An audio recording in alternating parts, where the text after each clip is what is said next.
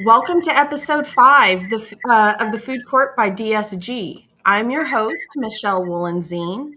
My guest for episode 5 is a good friend of mine. I've known her for 20 years. Over 20 years, actually.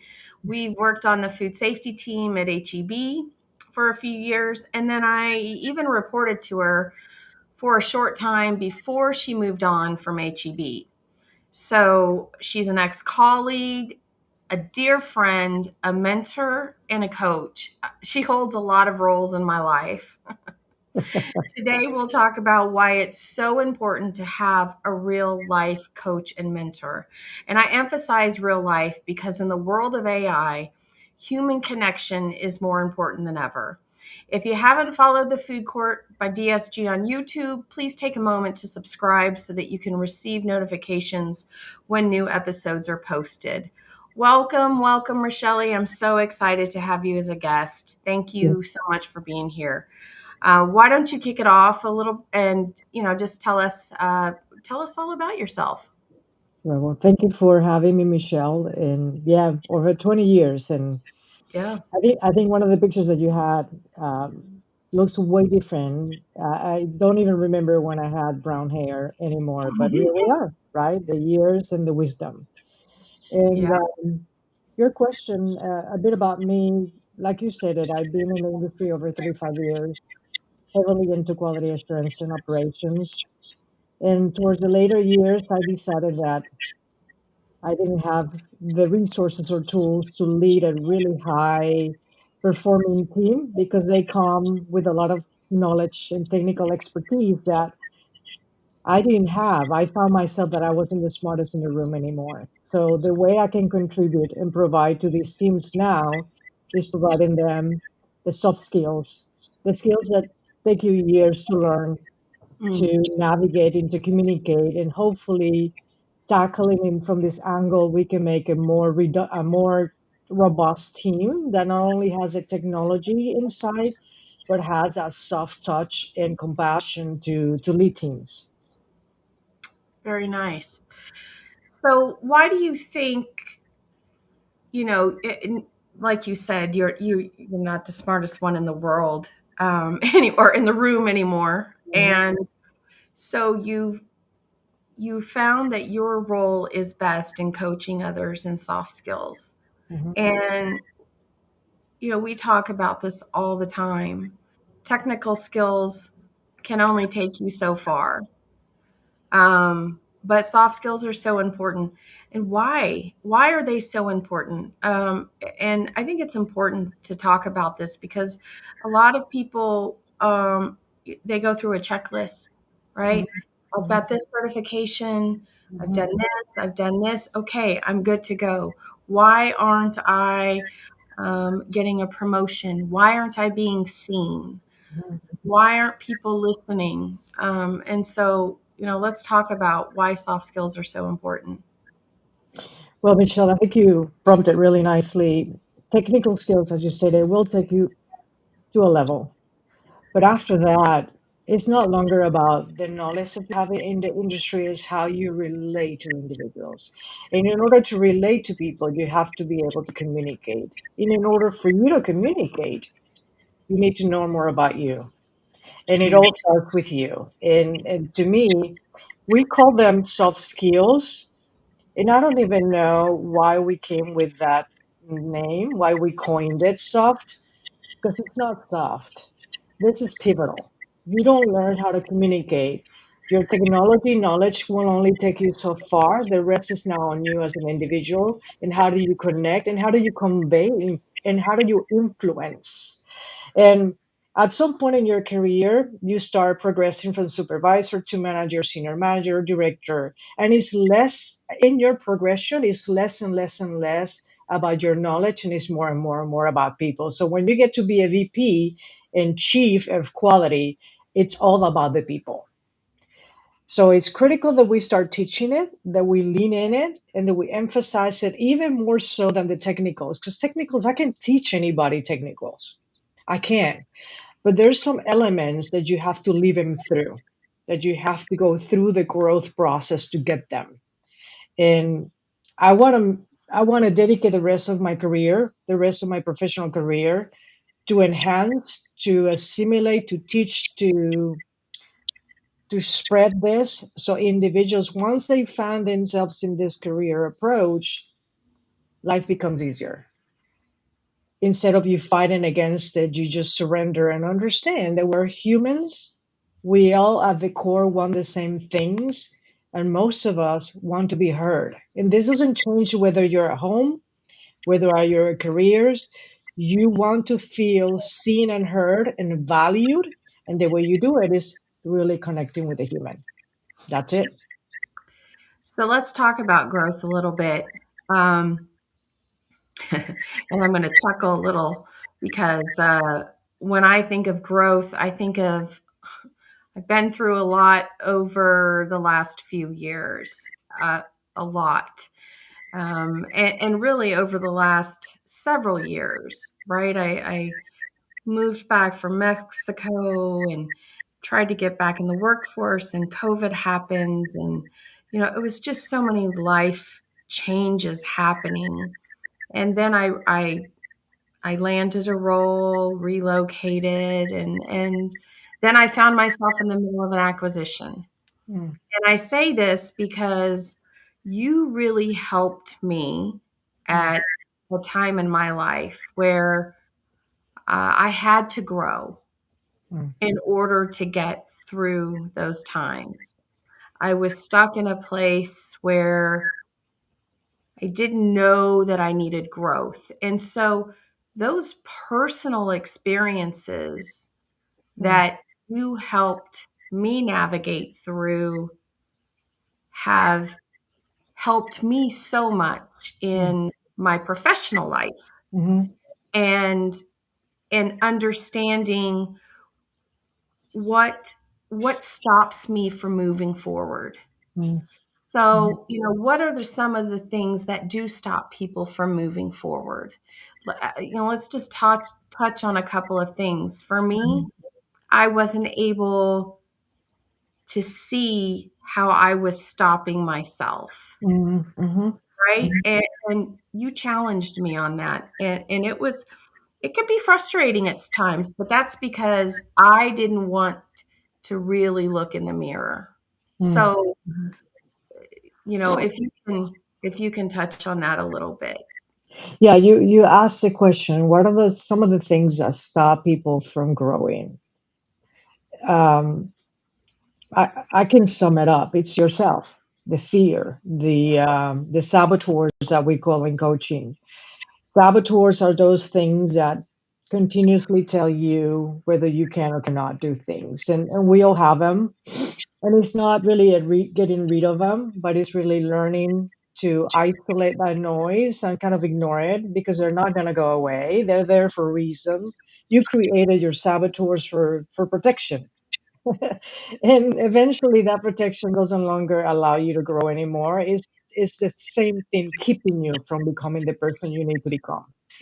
The second thing that I think really stops people from growing, it's fear, because the unknown. We don't know what we're going to become. Therefore, sometimes being where you at feels secure, and even better than that, whatever that may be coming your way. So fear keeps people stuck. The other thing that I think, that I believe people keep people stuck, is the expectations. And you and I have spoken about this numerous times. And how do I refer to? And I didn't coin this phrase, but I heard it and really resonated with me, that expectations are planned resentments. Because when you come to a work environment, to a team, you come with a set of expectations. And once those don't occur, then you're let down. You let yourself down. You are disharmonized. You don't feel you're really in resonance where you need to be, and life becomes even more difficult. If we learn to let go, can you imagine what a wonderful opportunity will be? You receive it and you make do with what you have and you transform it, instead of trying to control every environment. Those are the top three things that I would say. There's more, obviously, and for different people, might be different things. But if I'm talking personally, those are would be the three things that probably have stopped me in the past from growing. Yeah, expectations. It's on my whiteboard. I mean, I say it all the time. I Yeah. even say it to my daughters, so it's a great point. When we Okay, so let's talk about we've got this and what's stopping us from growing. Now let's move in just a little bit into the professional world, Mhm. um, food safety, right? So we've got people with great technical expertise. Um, what about AI, right? Couldn't anybody just go into AI and say, hey, what do I need to do to grow, Mm, right? Right. I mean, everybody's using AI. Why can't AI be our next coach, mentor, therapist? What's the difference between what you do and what I can get from Rhonda? I call her. I call your her chat your GPT. ChatGPT. Look, as technology continues to progress, it will get eh, scary with the technology and AI. It will be because right now there's some coaching tools that are scary. Right. Having said that, as far as I know, as humans, we still need that connection, that a special thing that happens between humans. And I think it boils down to the feelings, right? That feeling that we don't see it, but we sense it between when you agree with somebody, when you have an individual in front of you that is magnifying that feeling back to you. Until the computers and the AI learns how to connect at that vibrational, energetic feel, you will still depend from a human.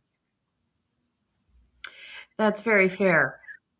I know when I'm in my chat GPT or Copilot, whatever I'm using, I don't see a face. I don't hear. For me, I rely on body language, voice tone, a smile, just some type of recognition where you don't get that in AI.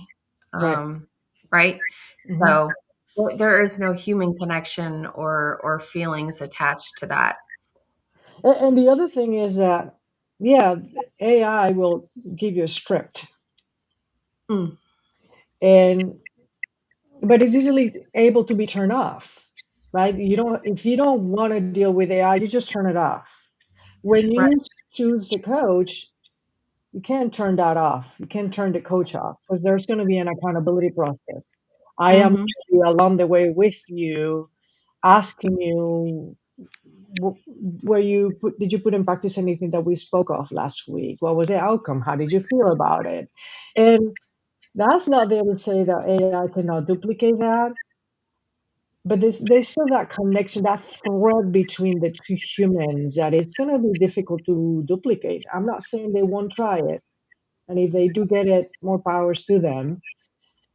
But then there's isolation. We came here to work in community. There's going to be an isolation. Imagine, if you will, if everybody is in their rooms talking to ChatGPT, you will feel disconnected from the world. You will, Right. Yes, right? absolutely. Yep. I think if you think about it, during COVID, that's what people felt the most, not having those connections. And therefore, at that time, that's when really Zoom took off because now Mm, you get to see the individual, now you get to see the expressions, and you can respond accordingly. So that tells you that that we're still looking for connection. We need the connection. We came here to work in communities. We didn't come here to be under a rock working for by ourselves. And that can be translated at work as well. And this is one of the skills that you are taught when you're talking with the soft skills, right? Individuals who work by themselves, yeah, there's many of them that can really succeed in life, but ultimately you still need that thread that attaches you to another individual. Could you imagine if ChatGPT was around during COVID? I mean, I think about what a mess because at that time, or when Mm, ChatGPT first came out, there were so many glitches and dangerous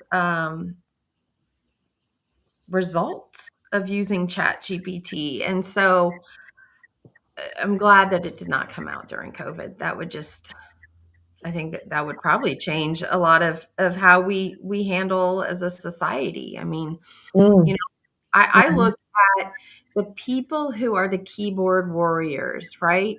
The mhm, ones that get on behind the keyboard and they just rant and rant because they never see that human face behind. mhm, mhm, That's where I see ChatGPT somewhere falling into that type of, I don't know, mm. society where it's very one-sided, um, because there really isn't a human on the other side of ChatGPT. Right. It's And great. It's great resource or a tool, but it's not, maybe it's not going to improve your marriage or get you that promotion that you need. it's definitely not going to do the work for you. So ultimately, Right. it's on you. That's a great statement that you said. It's not going to do the work for you. No, you still have to do it, right? And there's a beautiful journey in doing it. I think we've spoken about in the past, you and I, that it's not so much getting to it, it's what the things and opportunities you come along the way. It's a journey, Right. and you're still accountable. You got to get it done. It's on you. Nobody's coming here to save you. It's on you as a professional. It's on you as a human. It's on you as an individual. It's on you. Right? So what you've been in food safety and quality Hmm. um, your entire career, Hmm. right? Hmm. Um, so what brought you into coaching? Like Mm. what had you, what of all Yeah, things? a few years ago, I found myself with one of the most um, well-developed and super intelligent people working for me, as a matter of fact. And I felt that I couldn't, as a manager, you want to leave an imprint in humans, in your people. At least I do. I want to, I want to come in thinking that we're going to make this better. Hmm. So if you come with that notion that we're going to leave this place better than we found it, I couldn't technically help them. They were way surpassed my knowledge in the industry. Not only that, it was a product that I didn't have a whole lot of experience. It was CPG, carbonated drinks. Never dealt with them in my past. So I lack a lot of that technical expertise, to be quite frank. But the more you think about it, when you're hired as a director or as a VP, they don't hire you that much for your expertise. They hire you for your people skills. Right. That's the truth. And it took me a bit to understand that. And so I reached out to my boss and I said, listen, this team that I have working for me today, I can't teach them anything new. If any, they're teaching me. What if I can help them in the areas in which I have worked really hard, which is communication, speaking to upper leaders, influencing upper leaders. So ultimately, we carry the same goal in mind. And he said, what do you need from me? And I came to him and I said, I want you to invest in my coaching skills. Mm. And he said, you got it. So we went through a process, close to 3 years, in which I took a lot of courses and I started practicing as a coach. And that's how you and I reconnected again at some point, right? Oh yeah. And I've been doing it since, like, I want to say it's close to 4 years now. And to me, there's people who seeks me out is the people who have gotten to a plateau in their careers in which their technical skills cannot get them any farther. Hmm. They come seeking something they have never been taught before. And I'm not saying I have all that. I'm just here holding that person accountable and walking along the path with them. because I don't have all the answers. Heck, none of us do. But we collectively together can find the answers. Yeah, I think, that process that I went through with you, um, what I found through our discovery is that I actually hold a lot of the answers. Hmm. Hmm. um, Hmm.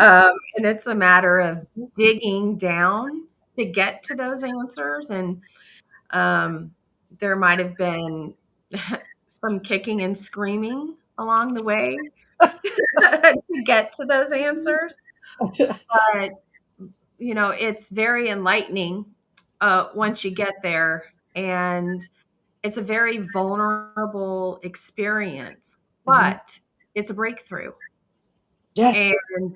And so, it's a vulnerable moment, but it is such a breakthrough, and it's life-changing because once you figure something out and know that you've always had the answer, but you've avoided it, um, you now you well, maybe a little reluctantly, but you want to keep uncovering. Right. Right? It's like, let's get all the skeletons out, but maybe not all at once. And but it's life changing. So there I again, I don't think that there's anything that any type of um, robot or chat could do Mm. to get to the bottom of something like that. I mean, you and I didn't uncover it in one or two phone calls. Mm-mm. It was several meetings and a lot of reflection on my end. And sometimes it would just happen when I'm in the car, a thought would come to me. So, Mhm. yeah, Mhm. you're right though. It's a lot of uncovering. And what I love about it, and they tell you this the minute you start taking coaching to become certified coaching, they tell you you don't have the answers. The answers are inside of that person. And I Mhm. think it's a beautiful thing to do because I think coming from quality, and I don't know if this happened to you, but I was a fixer. I want to Yeah. fix everywhere I go. I want to fix something, and Yes. that's where I got my strength. I think right coming to a place and highlighting the areas in which I can really help them and improve, and just taking charge. Yeah. Well, except that when you're coaching somebody, you're not fixing them. That's the first thing they teach you. You're not fixing anybody because nobody is broken.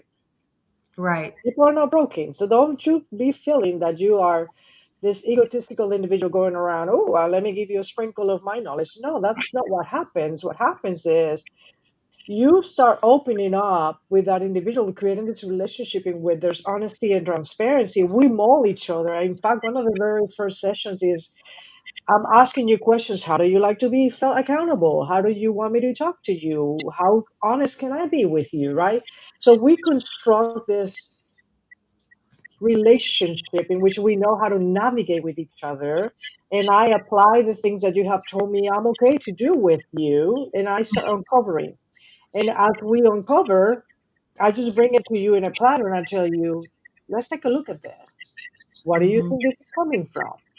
What is keep this thing keeping you from doing whatever you're supposed to be doing? And that is the conversation. It's almost like a dance if you think about it, that we're creating between you and I as a client and coach, in which we learn how to discover each other and we become mirrors of each other. I'm showing you through a mirror what I'm seeing. Hmm. And you get to say yes or no. This is even more beautiful, right? I'm not telling you, I'm just seeing, I'm sharing with you, here's what I see. How's that landing with you? And you tell me, no, you're way out. All right, we redirect again and we look for something that really connects with you at that moment. And I think we need to emphasize at this moment too. You started talking that our conversations help you. The individual has to be ready. Yes. Yes. If you're not ready, none of this will land anywhere. And there's a phrase, there's a quote that says, When the student is ready, the teacher will show up. Because you have teachers all along around you every single time, if you think about it, right? But we're not always ready. No, no, I couldn't agree more. And if you're not ready, your ego will get in the way, Yeah. and and realistically, no work will get done. So, unless you're ready to do the work, and if you feel, you can feel like you're ready and maybe not be as ready as you think you Mhm. are, Mhm. but if you're willing to do the work, that's really the first step. Yes. Would Yes. you agree? I, Yes. I would say first is acknowledging if Okay. I keep doing what I'm doing, I'm not going to get anywhere, right? Mhm. Because sometimes we are so like we are part of the trees and you don't see the forest because all you see is trees, right? You are so in it, soaked in it, that you don't see the possibilities. And when Right. you start working with a coach, and by the way, it could be a mentor, it could be anybody, but if you're willing to listen and you're willing to work and you're willing to go inwards, you start discovering things about you. They are precluding you and stopping you from becoming the person you wanted to be. And that's where the social skills for technical teams are critical. Mm. Because as we started talking about quality, all he wants to talk about is the data. Here's the data. Here's what the KPIs are telling me. Here's what my upper limit is telling me. Here's my target is telling me. And yet, that's at the end of the day, that's where the conversation should lie. But you don't start with that. Because if you start with that, you don't engage people in the conversation. You want to start understanding what is important for that individual. One, Mhm. how do I speak at that same level? And I don't know if you remember in HGB, we used to talk about this, and there was a name for it. Talking to people's listening. That was a phrase that I learned when I was at HEB. Mhm. You talk to people's listening, which means if I'm talking to a business person, I cannot be talking to that person numbers and limits in quality because that person is not going to understand what I'm talking about. Therefore, it doesn't matter how important I think my conversation is and how critical this leader needs to understand that we keep doing this, we're not going to have quality product in the field. I'm not able to convey it in such a way that he understands the importance of what I'm trying to tell. So I need Right. to find a way to talk to this person who is a businessman or businesswoman in a way that he understands the criticality of what we're having at hand. And that is that bridge that I'm trying to accomplish when I coach people in our technical field.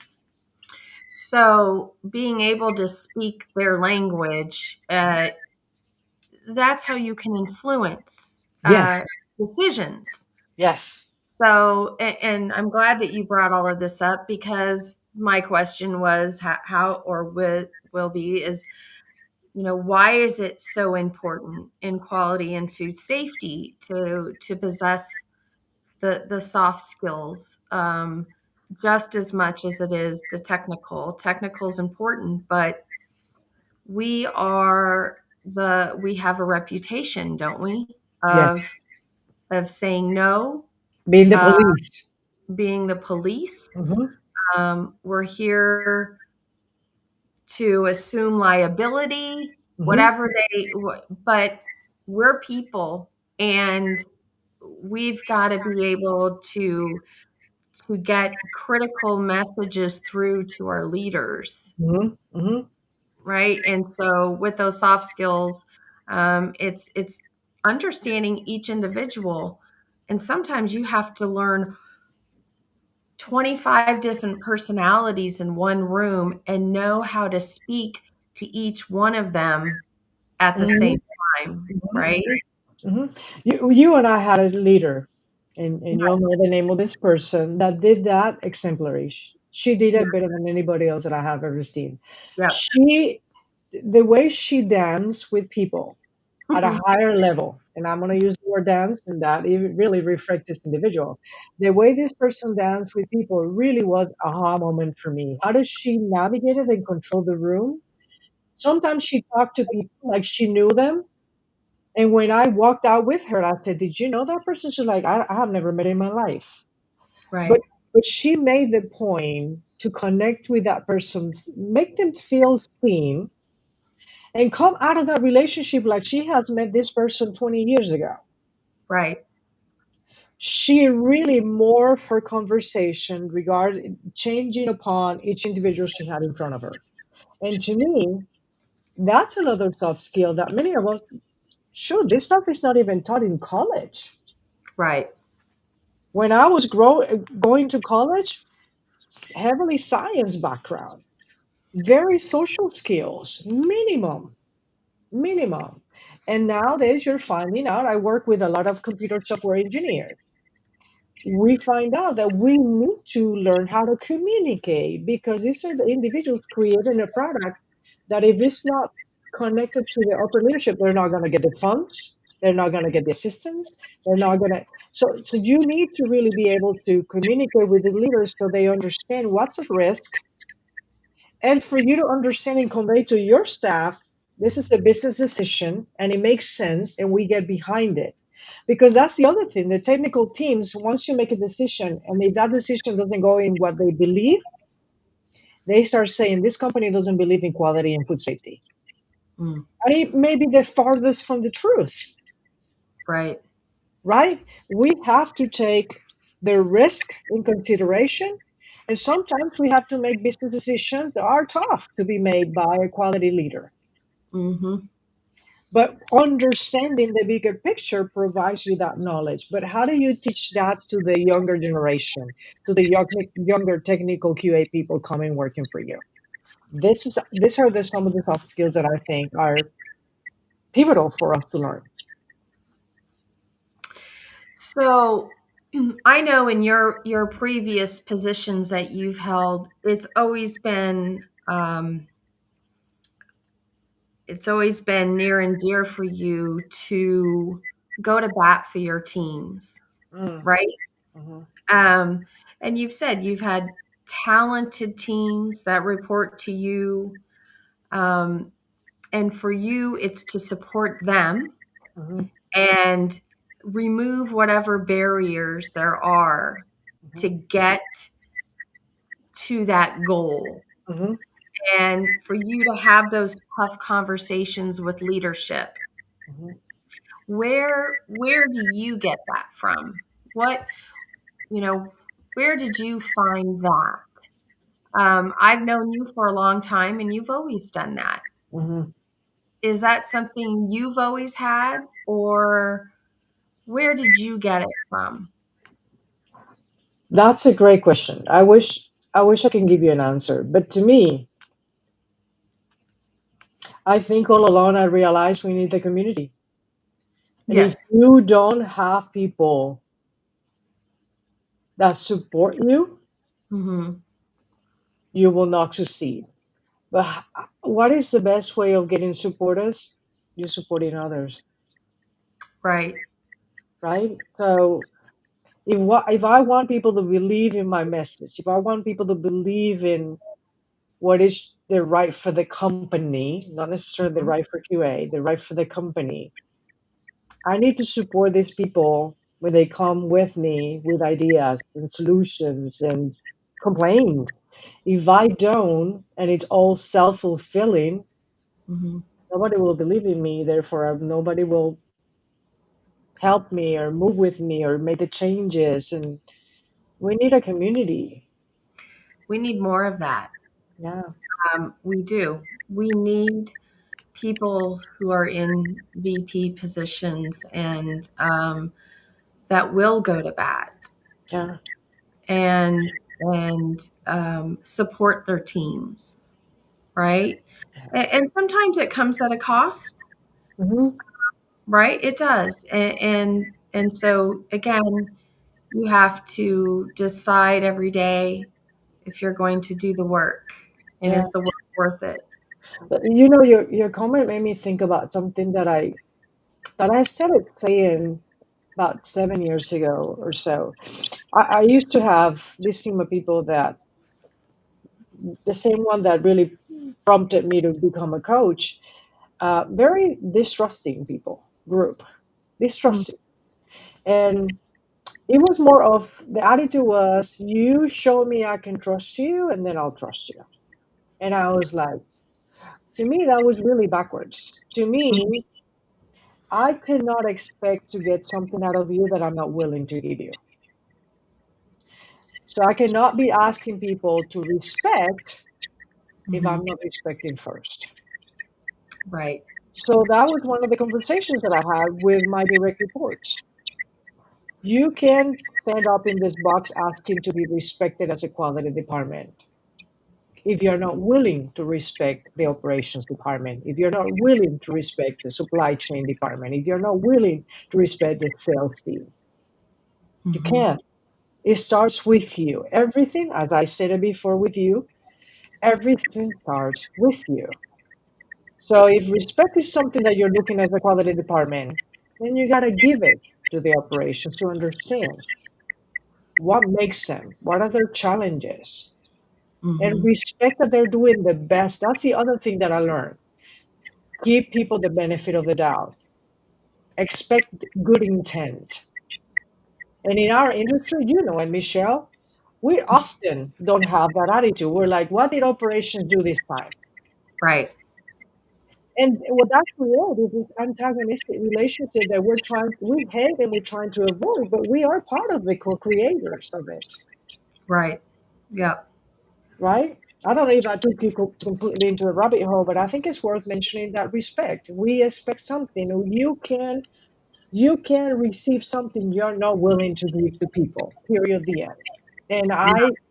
I want to be one. At least I want to say that I look into that, and I'm one of the first one saying, "Look, I'm here to work together. I don't know everything, but I'm here to learn from you."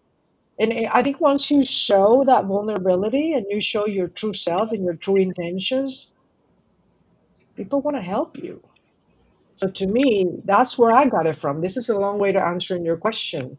I realized a long time ago that it's not about me, it's the people that I serve and how do I serve them so they can serve me back. And I practice this in even on my own relationships. Sure. Yes, you do. So that's where we are. Where would you like to see yourself in 5 years? And I mean, and it doesn't have to be a 5 year, but somewhat in the near future. Yeah, absolutely. I got it. I want to continue to help people, but I want to impact people in masses. While being a coach is a one-on-one relationship, that limits the amount of people you can impact. That limits the amount of people you react and have relationship with, because there's so many hours during the day that I can do it. Hmm. And I want to have a life, fulfilling, balanced life. So the best way that I can foresee myself really impacting people and creating communities, let's summarize it as that, creating communities, technicals and non-technicals, is by traveling the United States and going to different cities and having conversations and opening big forums and maybe have theaters full of people who come here to talk. So that's where I see myself in the next 5, 6 years. Communities. Communities, building communities. Yes, I think You that's got to get great. out there. You got to get out there. But what do you mean by communities? Online communities or just support communities for each other? I love to create an online community that we meet frequently, but I also Mhm. would like to go to different cities and feel Gotcha. a theater with people, and we came here to grow together, to talk, discuss, and kind of come up with a plan. How do we do it all together? Hmm. So, what do you do currently in your coaching? And I know that you've talked about building it and really getting out to cities, but right now, what are some of the um, what are some of the services that you offer in coaching? Yes, I obviously one-on-ones coaching is always one of the most frequently requested. Hmm. Um, I can only also offer group coaching, like let's say a group of people. retreats is another thing that we're looking into towards the end, towards the middle of this year to start doing. Online classes and services that also comes to mind. And I have done public speaking. People want to talk about soft skills in a quality food safety conference. I've done some of those as well. So everything and anything that gives me the opportunity to speak to people, talk to people, connect, and assist and help. Uh, to me, that's the fulfilling part that I'm seeking on this career path. Yeah. And we will share how to connect with you. We'll make sure that it's posted with um, your links and your logo and all that good stuff, so people can find you. I have a couple more. It's time for our quick fire questions, Rochelle. Okay, okay, So bring it I in. do every episode, so put your quick fire cap on. What are your top three favorite foods? Pizza, pepperoni pizza to be specific. Uh, Pepperoni pizza. Pepperoni pizza, very Oh, I simple. never had I that. I love a great fried chicken, love it. And what would be my third one? A nice, juicy, well grilled steak. Okay, I knew that you would say steak. Yeah, I knew you would say steak. I would have never guessed pepperoni pizza. that's my very first one thing that I could eat day in and day out and never get bored of. You and Chris, my husband, can go on a pepperoni pizza Yeah, yeah, yeah. and fried chicken. How interesting. I love good fried chicken too. Hmm. Hmm. All right, what are your top three food safety concerns? There's a lot of them. I would say, I would say right now, and continue to ensure that our populations who are at risk will not suffer from food safety issues. That food safety is avoidable. Nobody Mhm. should lose their life because we didn't follow food safety practices. That's number one. That is my biggest, right? As older people continue to join, make sure that produce, fruits, all the things that they will eat are clean enough for them to not to have to die from food. This country has grown and is we're doing AI, we're working with robots, but yet we cannot eliminate food safety for from people suffering. This is Right. ridiculous, right? That's a big one for me. Second, that we continue to prioritize it as high as people's safety. Sometimes I go to places and they speak the food safety talk, but it's not prioritized where it needs to be. So to Mhm. me, if you really want us to be successful as a company, food company in the world, you gotta have food safety top of mind. If it's not the first one, at least has to be the second one, Mhm. right? And third, making sure that we educate in food safety. We don't have to be scientists, but it should be a course in school that teaches food safety. It should be a course taught in school. I don't know why it isn't. It's so critical. It is. I mean, as And when you think about it, Michelle, the majority of the teenagers are the ones who are making our foods today, and we don't teach them how to do it right in food safety. So right, isn't that an oxymoron right there? Right there. right. Yep. You're right, though.